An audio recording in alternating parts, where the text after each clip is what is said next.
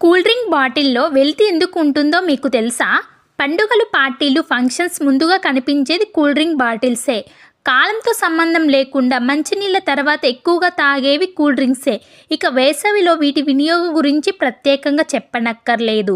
అయితే మీరు ఎప్పుడైనా కూల్ డ్రింక్ బాటిల్ని పరిశీలిస్తే పైన కాస్త ఖాళీగా ఉంటుంది.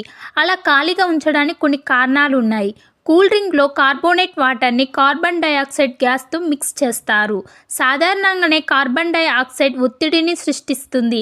అలాంటి సందర్భంలో బాటిల్ నిండుగా డ్రింక్ని నింపితే ఆ ఒత్తిడిని బాటిల్ పగిలిపోయే అవకాశం ఉంటుంది.